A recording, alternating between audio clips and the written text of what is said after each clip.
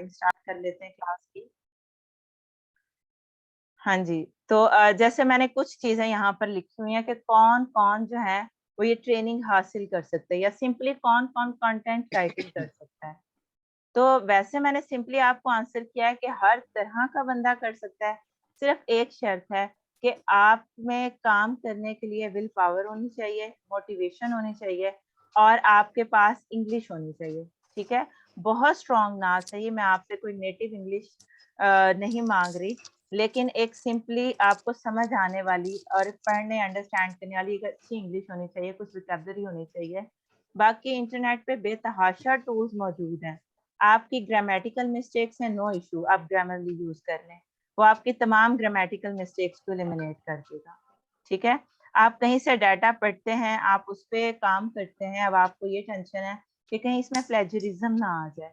प्लेजरिज़्म क्या होता है कि एक कॉपी होती है कि अगर हमने किसी का डाटा लिखा है, तो वो उसको हम एज़ इट इज़ यूज़ नहीं कर सकते। तो उस पे जो प्रॉब्लम बनती है उसको हम प्लेजरिज़्म कहते हैं। तो उसके लिए आपके पास चेक करने के लिए टूल्स अवेलेबल हैं।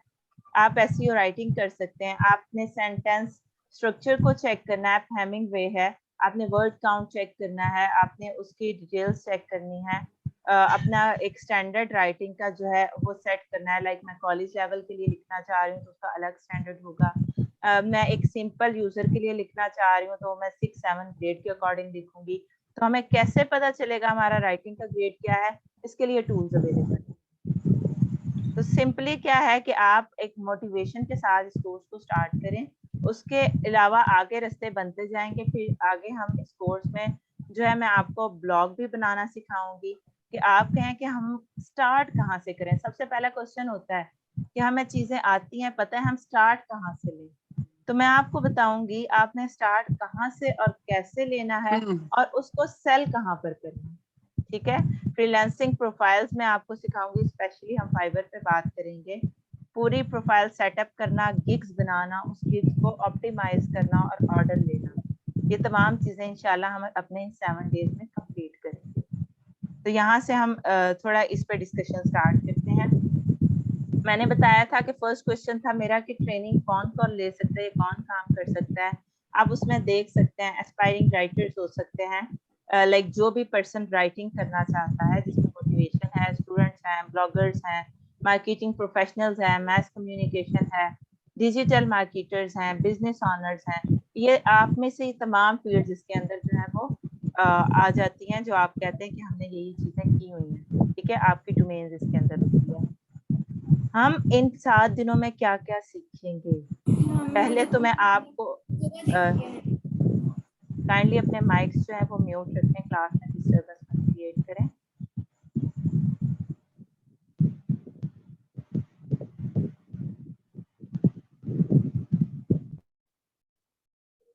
हाँ जी, तो इन 7 डेज़ में हमने करना क्या-क्या है? सबसे पहले तो मैं आपको राइटिंग के टूल्स, टेक्निक्स और प्रिंसिपल्स बताऊँगी, ठीक है?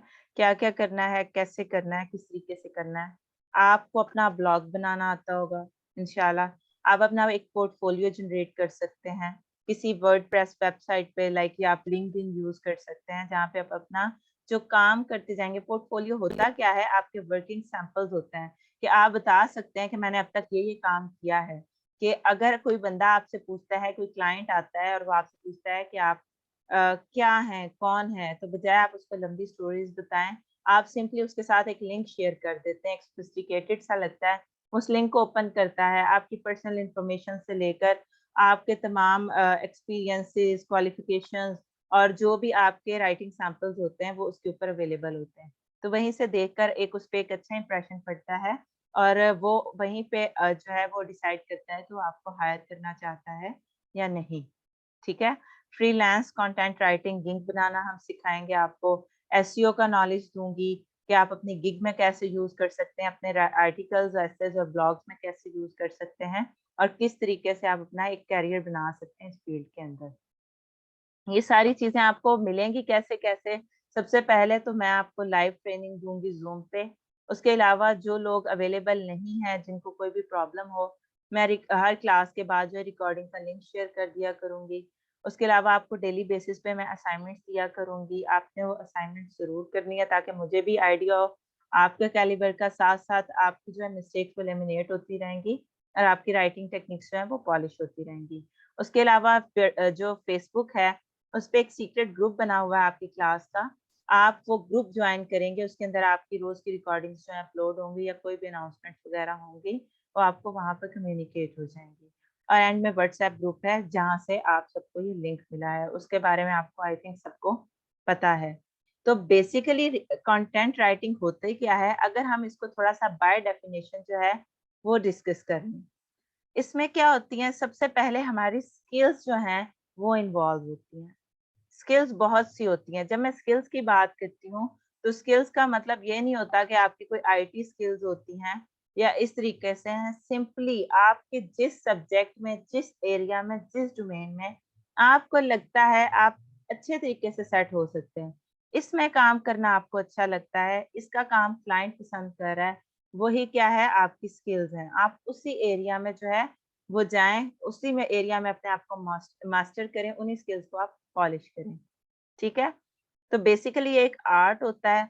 जब हम कंटेंट राइटिंग करते हैं, हमें क्या-क्या चीज़ें जो है उनका ध्यान रखना पड़ता है, जो उसके प्रिंसिपल्स होते हैं। सबसे इम्पोर्टेंट बात है, मोस्ट इम्पोर्टेंट है कि आपका जो कंटेंट है वो रीसेंट होना चाहिए। ठीक है? अगर कोई मेरे से पूछ रहा है, कोई सिंपलेस्ट क्वेश्चन पूछ ले, फॉर एग्जांपल कोई पूछ रहा है आजकल विंडोज़ कौन-सी चल रही है, आप विंडोज़ पे एक आर्टिकल लिख दें। अब मुझे वो पता है जो पुराने ज़माने में विंडोज़ 7 होती थी, उसके बाद मुझे मेरे लैपटॉप में अगर वही हुई है, मुझे नहीं पता उसके बाद किसके कौन से वर्ज़न्स आ गए। अब जब मैं विंडोज़ पे आर्टिकल लिखूँगी तो मैं बैठ के विंडोज़ 7 पे लिखती रहूँगी लंबे-लंबे के सीधे।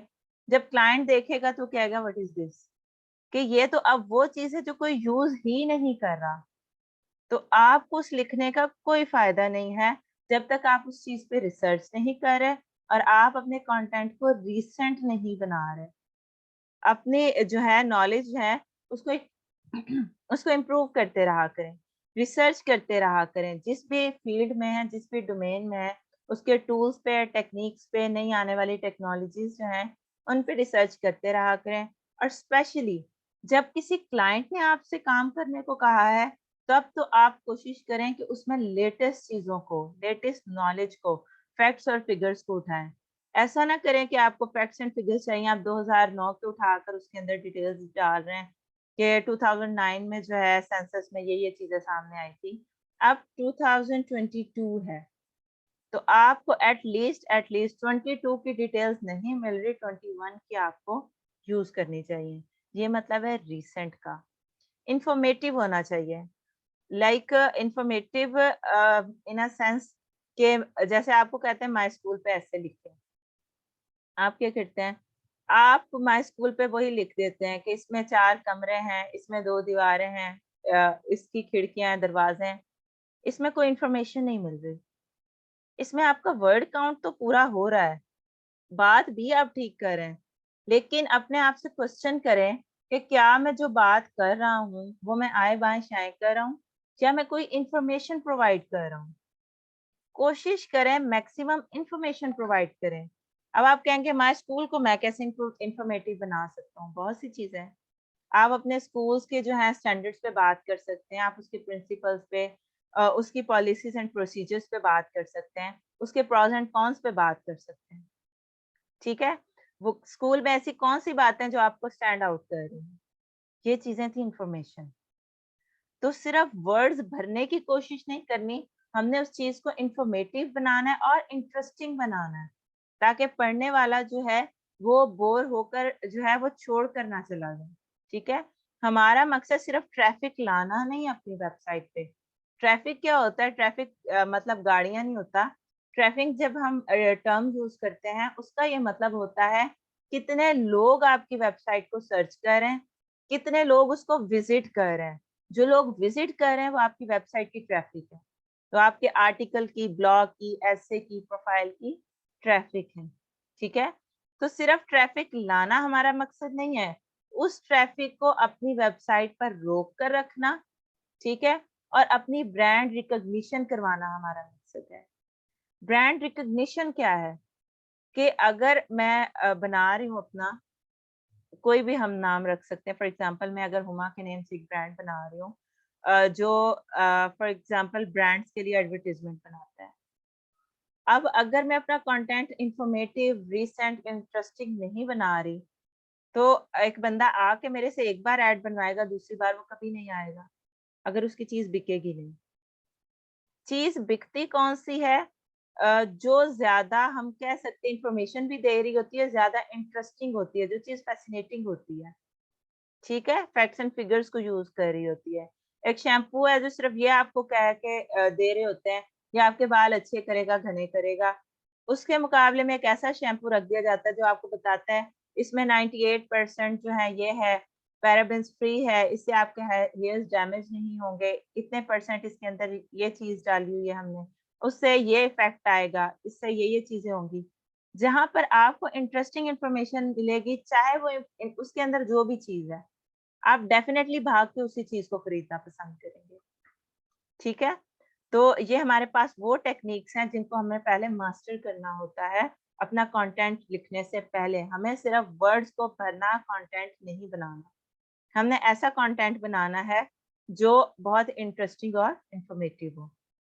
यहाँ तक किसी का कोई क्वेश्चन? काइंडली जल्दी से चैट में रिस्पॉन्ड कर दें ताकि मैं आगे चल सकूँ।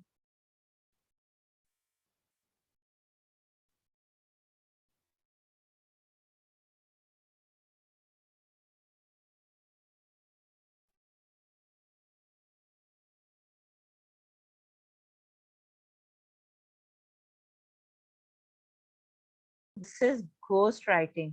क्या माइंड में आता है? बड़ी इम्पोर्टेंट टर्म है, सेल्फ राइटिंग और घोस्ट राइटिंग। मुझे मैक्सिमम स्टूडेंट्स का इस पे रिस्पॉन्स चाहिए। आप मुझे बताएँगे ये दोनों चीज़ें क्या होती हैं? जिसको आंसर आता है वो माइक भी अनम्यूट कर सकता है, उसके अलावा चैट में भी रिस्पॉन्ड कर सकता है।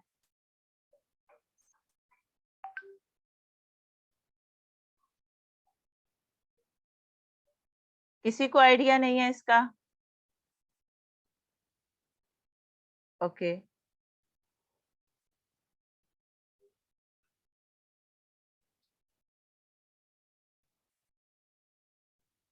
ठीक है। अच्छा इसमें तजम्मुल हमीद का कहना है कि राइटिंग फॉर सॉरी ऊपर चले गए messages. Writing for your own self. Misbah Arif कह रही हैं self writing makes you author. ये काफ़ी अच्छा आंसर था। जी, सेल्फ राइटिंग के काफ़ी आंसर्स आ गए। घोस्ट राइटिंग का मुझे बताएँ। यस, मिसबा आरिफ कह रही हैं कि ghost is when you write for someone else.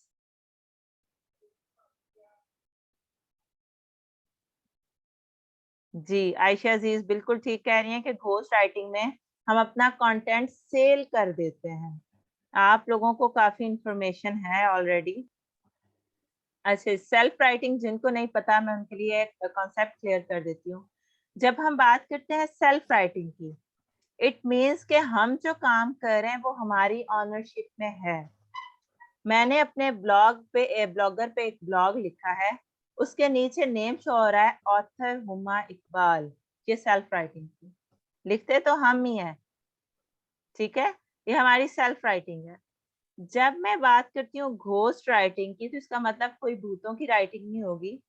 इसका मतलब होगा कि जब मैंने एक ब्लॉग लिखा, उसके नीचे किसी और का नेम शो हुआ। मैंने किसी और की वेबसाइट पे लिखा, मैंने किसी और के ब्लॉगर पे लिखा या मैंने उसको आर्टिकल, रिसर्च पेपर, एसे व्हाटसोएवर मैंने उसको लिख कर उस बंदे को दिया, उसके बदले मैंने उससे पैसे लिए और उसमें नेम शो नहीं होगा ऑथर हुमा इकबाल। उसमें फॉर एग्ज़ाम्पल अगर कोई फॉर एग्ज़ाम्पल सामने नेम शो हो रहा है शफ़ीक का, तो मैंने अगर उस बंदे को ये काम दे दिया है तो उसके नीचे नाम शो होगा ऑथर शफ़ीक बिकॉज़ मैंने अपनी राइटिंग को सेल कर दिया। ये कब होता है? अभी तो ये चीज़ें आप कहेंगे हम पैसे कमाने के लिए कर रहे हैं, ब्लॉग ऐसे वगैरह दूसरों के लिए तो लिख रहे हैं।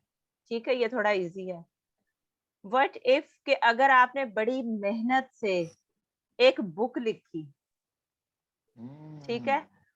पूरी आपने एक बुक बनाई और बुक बनाना एक बड़ा काम होता है और ये एक ऐसी अचीवमेंट है जो आपकी भी शायद जिंदगी में पहली अचीवमेंट हो, और लिखने के बाद आपने उसके कॉपीराइट जब उठाकर दूसरे बंदे को दिए, तो उसकी तकलीफ जो है वो मैं समझ सकती हूँ।